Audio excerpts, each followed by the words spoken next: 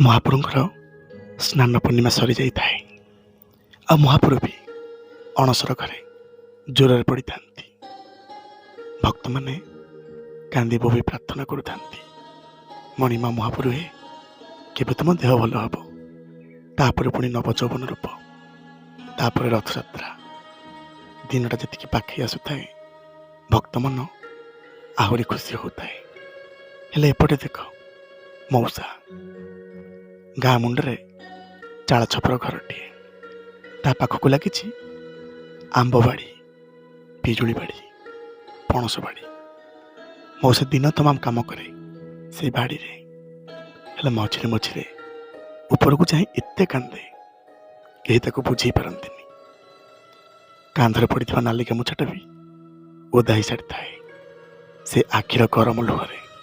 କାମ ବି ସରି ଆସୁଥାଏ। ଏଇ ସଞ୍ଜ ବୁଡ଼ ହେବାକୁ ଆଉ ମାତ୍ର 2 ଘଡ଼ି ଥାଏ। ପାଖରେ ପହଞ୍ଚିଲା ଗାଁ ପିଲାଟା।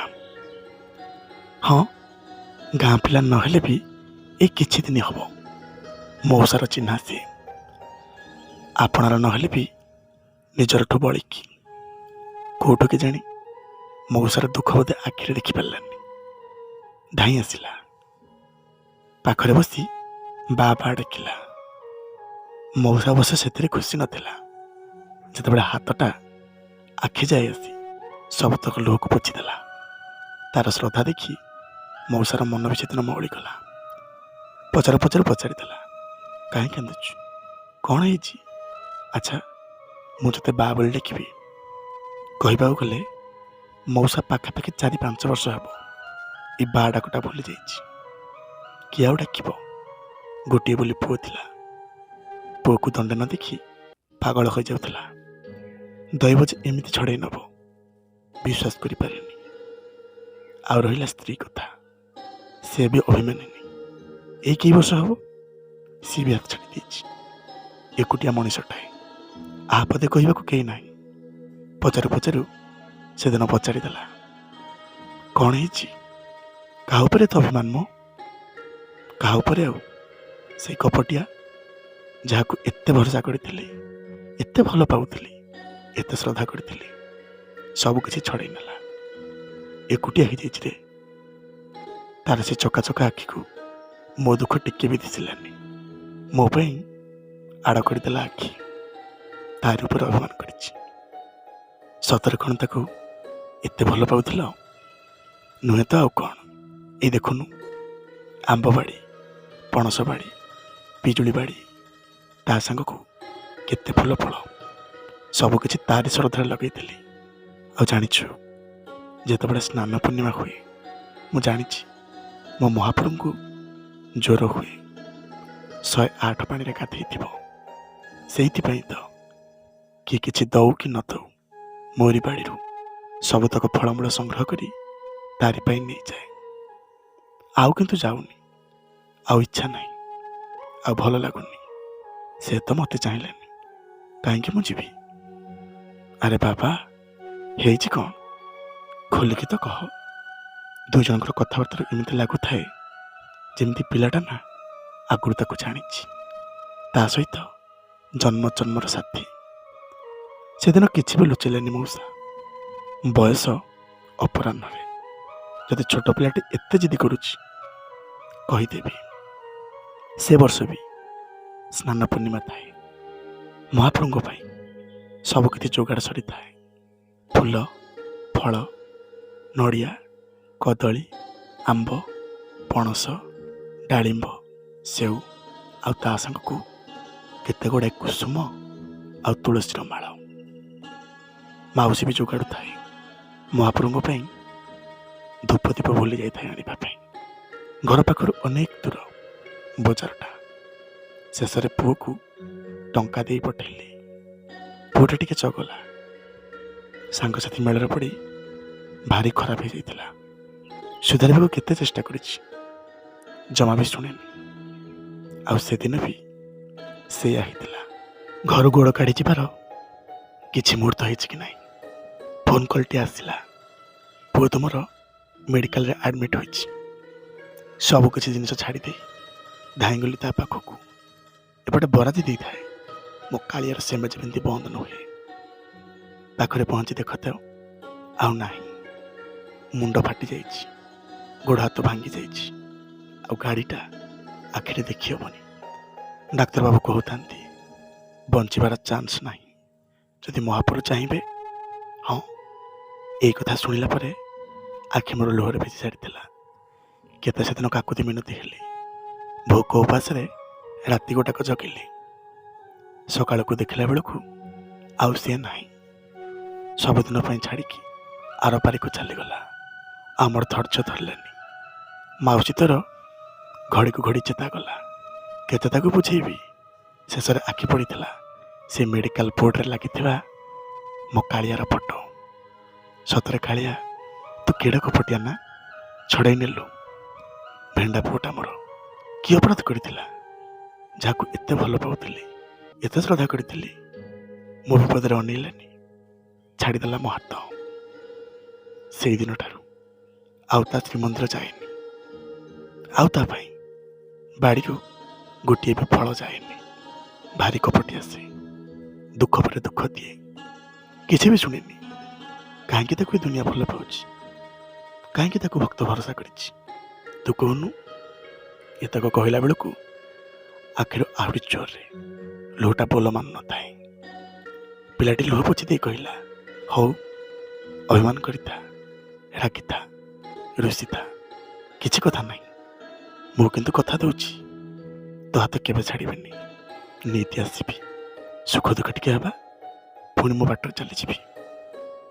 ମଉସା ଯେତେବେଳେ ଏତକ ଶୁଣିଛି ତଥାପି ଭରସା ପାଇଲାନି। ଯିଏ ଏତେ ଆପଣା ରହେ ମୁହଁକୁ ଚାହିଁଲାନି। ପର ପିଲାଟାଏ। ପିଲାଟି ଆହୁରି କହିଲା, ତାପରିକା ମୁଁ ଛଳିଆ ନୁହଁ ମ, ମୁଁ କପଟିଆ ନୁହଁ, ମୋତେ ସେମିତି ଜମା କହିବନି। କଥା ଦେଇଛି ମାନେ ନିହାତି ଆସିବି। ଏମିତି କଥା ହଉ ହଉ ବେଳ ବି ଗଡ଼ି ଯାଇଥାଏ। ଏଣିକି ପିଲାଟି ହାତ ପତେଇ କହିଲା, ବା, ମୋ ଜିନିଷଟା ମୋତେ ଦେ, ଡେରି ହେଲାଣି, କେତେ କାମ ଅଛି। ଏତକ କହୁ କହୁ ବୁଢ଼ା ତାର ନଗି ସାହାଯ୍ୟରେ ଯୋଡ଼ା ଆମ୍ବଟିଏ ପାରିଲା, ହାତରେ ବଢ଼ାଇ ଦେଇ କହିଲା, ଯା, କାଲିକି ଆସିବୁ ନା। ପିଲାଟି ହସି ଦେଇ ତା ବାଟରେ ଚାଲିଗଲା। ଆଉ ମଉସାକୁ ବି ପ୍ରତିଦିନ ଏମିତି କଥା ହେଇ ଟିକେ ହାଲୁକା ଲାଗେ। ପିଲାଟି ହାତରେ କିଛି ନା କିଛି ଫଳ ଦେଇ ବିଦା କରିଦିଏ। ପିଲାଟି ବି ଖୁସିରେ ତା ବାଟରେ ଚାଲିଯାଏ। ମଉସା ଆଉ ଟିକେ କୁହେ, ସତରେ ପିଲାଟା ଭାରି ଶ୍ରଦ୍ଧାଳୁ, ଭାରି ଦୟାଳୁ। ତାର ଯେ ଅନ୍ୟମାନଙ୍କ ପ୍ରତି ଏତେ ଦରଦ, ଯାହା ହଉ ଏମିତିକା ମଣିଷ ଦୁନିଆରେ ଖୁବ୍ କମ୍। ମଉସା ହାତ ଗୋଡ଼ ଧୋଇ ଘରକୁ ଗଲା। ରାତି ପାଖାପାଖି 2 ଘଡ଼ି ହେବ। ରୋଷେଇବାସ ବୋଧେ ଚାଲୁଥାଏ। ଘରେ ପହଞ୍ଚିଲେ ପୂଜାରୀ ନନା, ମହାପ୍ରଭୁଙ୍କର ସେବକ ସିଏ। କିଓ ମଉସା, ତୁମର ଏତେ ଅଭିମାନ କିଆଁ ଯେ? ପିଲାବେଳୁ ଦେଖି ଆସିଛି ତମର ଏଇ ଘରୁ କାନ୍ଦି କାନ୍ଦି କଦଳୀ, ଝୁଡ଼ି ଝୁଡ଼ି ଆମ୍ବ ପଣସ ସବୁତକ ଯାଏ ଏଇ ସ୍ନାନ ପୂର୍ଣ୍ଣିମା ଠାରୁ ରଥଯାତ୍ରା ପର୍ଯ୍ୟନ୍ତ। କେବେ ମହାପ୍ରଭୁଙ୍କର କିଛି ଅସୁବିଧା ହେଇନି, ସବୁତକ ଯୋଗାଡ଼ି ଦିଅ। ଏମିତି କ'ଣ ହେଇଛି ତୁମର? ସବୁ କିଛି ଠପ୍। ଟଙ୍କାଟିଏ ବି ତାଙ୍କ ପାଇଁ ଦେବାକୁ ତୁମ ମନରେ ସତ ବଳୁନି? ଆଉ କିଛି ପଚାରନି ମୋତେ, ସବୁ ତ ତମେ ଜାଣିଛ। ସବୁ କିଛି ଛଡ଼େଇ ନେଲା ପରେ ବେସାହାରା ହୋଇଯାଇଛି। ଆଉ ସେ ଦିଅ ଉପରେ ଭରସା ନାହିଁ, ବିଶ୍ୱାସ ନାହିଁ, ଭଲ ପାଇବା ନାହିଁ। ମଉସା, କାହିଁ ଅଭିମାନ କରିଛ? ଥରୁଟି ତ ପଚାରି ବୁଝ। ତୁମ ପୁଅର ମୃତ୍ୟୁର କାରଣ କ'ଣ? ଆଉ ସ୍ତ୍ରୀ ତ ଦୈବର କଥା, ଜନ୍ମ ହେଇଛ ମାନେ ଦିନେ ଦିନେ ଚାଲିଯିବା। ରୋଗ ବ୍ୟାଧିରେ ଚାଲିଗଲେ ତା ପାଇଁ ମହାପ୍ରଭୁଙ୍କ ଉପରେ ଅଭିମାନ ନାହିଁ। ଭାବିଛ ଏତେ ସବୁ କଥା କହି ମୋତେ ଭୁଲେଇ ଦେବ? ଭାରି କପଟି ଆସେ, ଭାରି ଛଳି ଆସେ। ଗୋସାଇଁଙ୍କୁ କିନ୍ତୁ କଥାଟା ବାହାରିବା ଥିଲା। ପଚାରି ପଚାରିଦେଲେ, ଆଚ୍ଛା, ତମ ପୁଅଟା କେମିତି ଚାଲିଗଲା? ମଉସା କାନ୍ଦି କାନ୍ଦି କହିଲେ, ଆଉ ସେ ଦୁଃଖର ଦିନ କଥା ପଚାରନି। ଦେଖୁଛ ତ, କାଳିଆ ସେବାରେ ଯାଇଥିଲା, ତା ପାଇଁ ଧୂପ ଦୀପ ନେଇ ଫେରିଥାନ୍ତା। ବାଟରେ ବଡ଼ ଆକ୍ସିଡେଣ୍ଟଟିଏ ହେଲା। ହେଲେ କାହିଁକି? କିଛି ଭୁଲ କରିଥିଲା କି? ମଉସା କିଛି ବି କହିପାରୁନଥାନ୍ତି। ଶେଷରେ ଗୋସାଇଁ କହିଲେ, ଆଚ୍ଛା, ମେଡ଼ିକାଲ ରିପୋର୍ଟରେ କ'ଣ ଆସିଲା? ମଉସାର ସେତେବେଳେ ଯାଏ ମନେ ପଡ଼ିଲା ଡାକ୍ତରବାବୁ ଦେଇଥିବା କାଗଜପତ୍ର ସବୁତକ ସାଇତି ରଖିଦେଇଛି। ପୁଅ ଚିନ୍ତାରେ କିଛି ବି ଖୋଲିକି ପଢ଼େନି। ସେଦିନ କାହିଁକି କେଜାଣି ସେଇ ଗୋସେଇଙ୍କ କଥାରେ ଯେତେବେଳେ ମଉସା କାଗଜଟାକୁ ଖୋଲିକି ପଢ଼ିଛି, ଆଶ୍ଚର୍ଯ୍ୟର କଥା ସେଥିରେ ଯାହା ଲେଖା ଥିଲା ନା, ମଉସାର ପାଦ ତଳୁ ମାଟି ଖସିଗଲା। ଆଖିଟା ଆହୁରି ଲୁହରେ ଭରିଗଲା। ଗୋସେଇ ବି ଆଶ୍ଚର୍ଯ୍ୟ। ପିଲାଟା ସେଦିନ ମଦ ପିଇଛି ସାଙ୍ଗ ପିଲାଙ୍କ ସାଙ୍ଗରେ। ବାପା ଠାକୁର ସେବାରେ ପଠାଇଥିଲେ, ତା ନକରି ପୂର୍ବ ପରିକା ମଦ ପିଇଛି, ଗୁଲିଗପ କରିଛି। ସାଙ୍ଗମାନେ ବି କହୁଥାନ୍ତି ରହିଯା, ନିଶା ଛାଡ଼ିଗଲେ ଯିବୁ। ପିଲାଟା କିନ୍ତୁ ବୁଝିଲାନି। ଏପଟେ ଭୁଲ କରି ବସିଛି, ସେପଟେ ଠାକୁରଙ୍କର ପୂଜା। ବାପା କାଳେ ବିଗିଡ଼ିବେ ସେଇଥିପାଇଁ ଗାଡ଼ି ଚଲେଇ ଆସିଛି। ତା ଛଡ଼ା ମଦ ପିଇ ଗାଡ଼ି ଚଲେଇଲେ ଯାହା ବି ଘଟେ ସେଇଟା ସମସ୍ତେ ଜାଣନ୍ତି। ତାରି ଭୁଲ ପାଇଁ ସେ ଆଜି ଆରପାରିରେ। ହେଲେ ମଉସା ରାଗିଛି ମୋ କାଳିଆ ଉପରେ। ସେଦିନ ଯେତେବେଳେ ଏତକ ଦେଖିଲା ଆଉ କୋହ ସମ୍ଭାଳି ପାରିଲାନି। ସତରେ କାଳିଆ, ମୁଁ କେଡ଼େ ପାପୀ ମଣିଷଟାଏ। ତୋ ଉପରେ କେତେ ଅଭିମାନ କରିଛି, କେତେ ରାଗିଛି। ତୋର ପୂଜା ବନ୍ଦ କରିଦେଇଛି, ତୋ ବଡ଼ ଦେଉଳକୁ ଯାଉନି। ସତରେ ମୋ ଠାରୁ ପାପୀ ଏ ଦୁନିଆରେ ନାହାନ୍ତି। ନିଜକୁ ବହେ ଗାଳି ଦେଲା। ଗୋସେଇ ବି ଲୁହ ପୋଛିଦେଲେ ଆଉ କହିଲେ, ଜାଣିଛ ମଉସା, ବେଳେବେଳେ ମଣିଷ ନିଜ ଭୁଲ ପାଇଁ ଦଣ୍ଡ ପାଏ। ଶେଷରେ ମହାପ୍ରଭୁଙ୍କ ଉପରେ ଅଭିମାନ କରେ, ଗାଳି ଦିଏ, ଆଉ ତାର ମୁହଁକୁ ଚାହେଁନି। ମହାପ୍ରଭୁ କିନ୍ତୁ ସେମିତିକା ନୁହଁ। ସେ କେବେ ବି ଭକ୍ତ ହାତ ଛାଡ଼ନ୍ତିନି। ଭକ୍ତ ଗାଳି ଦଉ କି ଭଲ ପାଉ। ଏତକ କହୁ କହୁ ଗୋସେଇଙ୍କର ଲକ୍ଷ୍ୟ ପଡ଼ିଥିଲା ମଉସା ହାତରେ ଧରିଥିବା ଯୋଡ଼ା ଆମ୍ବ। ଇଏ କାହା ପାଇଁ ଯେ? ଆଉ କାହା ପାଇଁ? ସେଇ ମୋହନ ନିତି ଆସୁଛି। ବାରବୁଲା ପିଲାଟାଏ, ଅବଶ୍ୟ ପାଖରେ ବସେ, ସୁଖ ଦୁଃଖ ଟିକେ ହୁଏ। ଏଇ ତମ ଆଗେ ଆଗେ ଗଲା। କିଏ ସେ ମୋହନ? କାହିଁକି ନା ଗୋସେଇଙ୍କର ମନେ ପଡ଼ିଗଲା ମହାପ୍ରଭୁଙ୍କ ପାଖରେ ପ୍ରତିଦିନ ଏଇ ସଞ୍ଜ ବୁଡ଼େ ଯୋଡ଼ା ଆମ୍ବ ଦୁଇଟା ରହୁଛି। କିଏ ଦିଏ, କାହିଁକି ଦିଏ, କେତେବେଳେ ଦିଏ, ସେ କଥା କିଛି ବି ଜଣାପଡ଼େନି। ଆହୁରି ପଚାରିଲେ, ସେ କେତେବେଳେ ଆସିବ? କାଲି ଠିକ୍ ବେଳ ବୁଡ଼ିବାକୁ ମାତ୍ର 2 ଘଡ଼ି ଥବ। ସେଇ ସମୟରେ କଥା ହିଁ ସେତିକି। ତାକୁ କୁଆଡ଼େ ଯୋଡ଼ା ଆମ୍ବ ଭାରି ଭଲ ଲାଗେ। ସେଇଥିପାଇଁ ଆଜି ତୋଳୁ ତୋଳୁ 2ଟା ତୋଳି ଦେଇଛି। ଗୋଟେ ତ ନେଇଗଲା, ଆଉ ଗୋଟେ କାଲି ପାଇଁ। ହଉ, ମୁଁ ଏବେ ଆସୁଛି। ଏଣିକି ରଥଯାତ୍ରାକୁ ନିମନ୍ତ୍ରଣ ରହିଲା ଯେ ଆଉ ଅଭିମାନ କରିବନି। ସେତେବେଳକୁ ମଉସା ସବୁକିଛି ଭୁଲି ଯାଇଥିଲା। ଏଇ ନିମିଷକ ଭିତରେ ଗୋସେଇ ସବୁକିଛି ବୁଝେଇ ଦେଇଥିଲେ।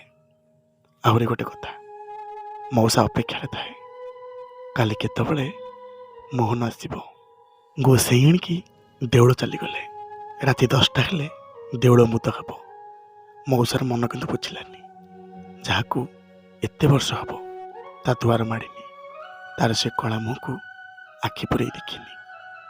ଭୁଲିବ କିଆଁ ଯେ? ଆଉ ବୁଝେଇ ପାରିଲାନି। ରୋଷେଇ ସେଇଠି ବନ୍ଦ ହେଲା। ମଉସା ଧାଇଁଲା ମନ୍ଦିର ଆଡ଼େ। ଗୋସେଇ ପହଞ୍ଚୁ ପହଞ୍ଚୁ ପଛରେ ମଉସାକୁ ଦେଖି ଭାରି ଖୁସି ଲାଗିଲା। ଜାଣିଛି ଭକ୍ତ ପରା, ଭଗବାନଙ୍କୁ ଛାଡ଼ି କ'ଣ ରହିପାରିବ? ହେଲେ ଆଶ୍ଚର୍ଯ୍ୟର କଥା, ଗୋସେଇ ଏଇ ଯୋଡ଼ା ଆମ୍ବଟା ଏଠି କେମିତି ଆସିଲା? ମୁଁ ତ ସେଇ କଥା କହୁଛି। ତମ ଘରେ ବି ଦେଖିକି ଆସିଲି, ଏଠି ବି ଅବିକଳ ସେଇ ଆମ୍ବ। ମଉସା କିଛି ବି ବୁଝିପାରୁନଥାଏ। ଗୋସେଇ କହିଲେ, ଜାଣିଛ, ପ୍ରତିବର୍ଷ ଏଇ ସମୟରେ ଯେତେବେଳେ ଆମ୍ବ ପାଚିବା ଆରମ୍ଭ କରେ, କୋଉଠୁ କେଜାଣି ଯୋଡ଼ା ଆମ୍ବ ନିତି ଆସେ ମହାପ୍ରଭୁଙ୍କ ପାଇଁ। ଏପଟେ ମଉସାର ଆଖିରୁ ଠକ୍ ଠକ୍ ଲୁହ ଝରି ଯାଉଥାଏ। ଜାଣିଛ ଗୋସେଇ, ଯେବେଠାରୁ ପୁଅ ଚାଲିଗଲାଣି ଭାରି କାନ୍ଦିଲି। ସେଦିନ ଭାରି ଅଭିମାନ କଲି। ଛୋଟ ପିଲାଟିଏ ବା ବା କହିଗଲା, ଲୁହ ପୋଛିଦେଲା, ଭାରି ଶ୍ରଦ୍ଧା କଲା। ସେବେଠାରୁ ତା ସହିତ ଏତେ ସମ୍ପର୍କ ଗଢ଼ି ଉଠିଛି ଯେ ଦଣ୍ଡେ ନ ଦେଖିଲେ ଭଲ ଲାଗେନି। ମୁଁ ନିତି ଅପେକ୍ଷାରେ ଥାଏ, କେତେବେଳେ ସଞ୍ଜ ବୁଡ଼ ହେବ ମୋ ମୋହନ ଆସିବ। ସେ କିଏ, କେଉଁଠୁ ଆସୁଛି କେଉଁଠି ରହୁଛି ଯାହା ବି ପଚାରେ ମନ ଭୁଲେଇ ଦେଇ ତା ବାଟରେ ଚାଲିଯାଏ। ଏତକ ଯେତେବେଳେ ମଉସା କହନ୍ତି ଘୋଷେଇ ସବୁ ବୁଝିପାରିଲେ। ହାତ ଯୋଡ଼ି ଦେଇ କହିଲେ, ଜାଣିଛ ମଉସା, ତମେ ସିନା ଅଭିମାନ କରିଛ, ସେ ତୁମକୁ କେତେ ଭଲ ପାଆନ୍ତି। ସେ ମୋହନ ଆଉ କେହି ନୁହଁ, ମହାପ୍ରଭୁ ନିଜେ ଛୋଟ ପିଲାଟିଏ ହୋଇ ନୀତି ଯାଉଛନ୍ତି। ଭକ୍ତର କାଳେ ଅସୁବିଧା ହେବ, ଭକ୍ତର କାଳେ ମନ ଦୁଃଖ ହେବ, ତମେ ସିନା ରାଗିଛ, ସେ କିନ୍ତୁ ତୁମକୁ ବୁଝାନ୍ତି, ତୁମକୁ ସାନ୍ତ୍ୱନା ଦିଅନ୍ତି, ଆଉ ଶ୍ରଦ୍ଧାରେ ଆମ୍ବ ଦୁଇଟା ନେଇ ଫେରି ଆସନ୍ତି। ଏଇ ଦେଖୁନ, ନୀତି ମହାପ୍ରଭୁଙ୍କ ଠାରୁ ଦୁଇଟା ଆମ୍ବ ମୁଁ ପାଉଛି, ପୁଣି ଯୋଡ଼ା ଆମ୍ବ। ପାଇଲ ତ ପ୍ରମାଣ। ଯେତେବେଳେ ଗୋସାଇଁ ଏତକ କୁହନ୍ତି, ମଉସା ପାଦ ତଳେ ପଡ଼ିଗଲେ ଆଉ କାନ୍ଦିବାକୁ ଲାଗିଲେ। ମହାପ୍ରଭୁ ହେ, ଧନ୍ୟ ମୋର କାଳିଆ ସୁନା, ଧନ୍ୟ ମୋର କଳା ଠାକୁର, ଧନ୍ୟ ମୋର ମୋହନ। ଏବେ ମୁଁ ବୁଝିଲି ଭକ୍ତ ପାଇଁ କେତେ କୋମଳ ସିଏ। ଏତେ ଗାଳି ଦେଲି, ଏତେ ଅଭିମାନ କଲି, ଭୁଲି ନାହାନ୍ତି ମୋତେ। ଧନ୍ୟ ମହାପ୍ରଭୁ, ଧନ୍ୟ ତୁମ ଶ୍ରଦ୍ଧା, ଧନ୍ୟ ତୁମ ଭଲ ପାଇବା ଏ ଅଧମଠାରେ। ମଣିମା ମହାପ୍ରଭୁ ହେ, ପାରୁଛୁ ଯଦି କ୍ଷମା କରିଦେବ ମୋତେ। ଏତକ କହି ମଉସା ଘର ବାହୁଡ଼ା ଗଲା। ମନରେ କିନ୍ତୁ ଟିକେ ଥାଏ, କେମିତି ରାତି ପାଇ ସକାଳ ହେବ, ପୁଣି ସଞ୍ଜ ବୁଡ଼ ହେବ, ମୋହନ ଆସିବ। ତା ପରଦିନ କିନ୍ତୁ ଆଉ ମୋହନ ଆସିନି। ମଉସା ପରା ବଡ଼ ତଳକୁ ଗଲା, ସିଏ କାହିଁ ଆସିବ? ମଉସା କିନ୍ତୁ ଜାଣି ସାରିଥିଲା ମୁଁ ଅଭିମାନ କରି ତା ପାଖକୁ ଯାଇପାରୁନଥିଲି ବୋଲି। ସିଏ ଚାଲି ଚାଲିକା ମୋ ପାଖକୁ ଆସୁଥିଲା। ଦେଖୁଛ ତ ମୋ କାଳିଆର ଶ୍ରଦ୍ଧା କେତେ ତା ଭକ୍ତଠାରେ। ଆଉ ସେଇଦିନଠାରୁ କେବେ ବି ମଉସା ବନ୍ଦ କରିନାହାନ୍ତି ଦେଉଳକୁ ଯିବା। ଯେବେ ବି ଯାଆନ୍ତି ସାଙ୍ଗରେ ଚୋଡ଼ା ଆମ୍ବ ଆଉ କିଛି ଫୁଲ ଫଳ ନେଇଯାଆନ୍ତି, ଯେଉଁଟାକି କାଳିଆକୁ ଭାରି ଭଲ ଲାଗେ। ମଣିଷ ଜୀବନରେ ଏତେ ଭୁଲ କରି ବସେ, ନିଜ ଗୋଡ଼ରେ ନିଜେ କୁରାଢ଼ି ମାରି ଭାଗ୍ୟକୁ ନିନ୍ଦେ, ଭଗବାନଙ୍କୁ ଦୋଷ ଦିଏ, ଅଭିମାନ କରେ, ଗାଳି ଦିଏ। କିନ୍ତୁ ମନେ ରଖ, ଭଗବାନ ସେମିତି ଜମା ନୁହନ୍ତି। ମଣିଷ କରୁଥିବା କର୍ମର ଫଳ ନିଶ୍ଚୟ ଭୋଗିବାକୁ ପଡ଼େ, ଯେଉଁଟାରୁ କି ଭଗବାନ ମୁକ୍ତି ପାଇନାହାନ୍ତି। ଛାର ମଣିଷ କେଉଁଠୁ ଆସିବ? ତା ଛଡ଼ା ଭକ୍ତ ହେଉଛି ସବୁବେଳେ ଅବୁଝା। ଭଲ ପାଇଲେ ଅବୁଝା, ଭଲ ନ ପାଇଲେ ବି ଅବୁଝା, ଦୁଃଖ ପଡ଼ିଲେ ଅବୁଝା, ସୁଖ ପଡ଼ିଲେ ବି ଅବୁଝା। ସବୁ ସେ ମହାପ୍ରଭୁଙ୍କ ପାଇଁ। ଏଇ ଯେମିତି ଏଇ ମଉସା ପରୀକ୍ଷା ମହାପ୍ରଭୁଙ୍କ ଉପରେ ରାଗିଲା, ଅଭିମାନ କଲା, ତା ଦୁଆରକୁ ଗଲାନି, ମୁହଁକୁ ଚାହିଁଲାନି। ହେଲେ ସିଏ କ'ଣ ସେମିତିକା କି? ଶ୍ରଦ୍ଧା କଲେ, ଭଲ ପାଇଲେ, ଏତେ ଭଲ ପାଆନ୍ତି ଯେ ଚାଲି ଚାଲି ଘରକୁ ଆସିଲେ, ଲୁହ ପୋଛିଦେଲେ, ଦୁଃଖ ସୁଖ ହେଲେ। ସତ କହିଲ, ତାଙ୍କଠାରୁ ଶ୍ରଦ୍ଧାଳୁ ଆଉ ତାଙ୍କଠାରୁ ଦୟାଳୁ ଏ ଦୁନିଆରେ କିଏ ଅଛି? ନମସ୍କାର। ଆଜିର ଭିଡ଼ିଓ ଆପଣମାନଙ୍କୁ କେମିତି ଲାଗିଲା ଜଣାଇବେ ନିଶ୍ଚୟ। ଆଉ ଯଦି କଥା ଛଳରେ ସାମାନ୍ୟ ବି ତ୍ରୁଟି ଥାଏ, କ୍ଷମା କରିବାକୁ ଭୁଲିବେନି। ମହାପ୍ରଭୁଙ୍କ କୃପାରୁ ସମସ୍ତେ ଭଲରେ ଥାଆନ୍ତୁ, ସମସ୍ତେ ଖୁସିରେ ଥାଆନ୍ତୁ। ଜୟ ଶ୍ରୀ ଜଗନ୍ନାଥ।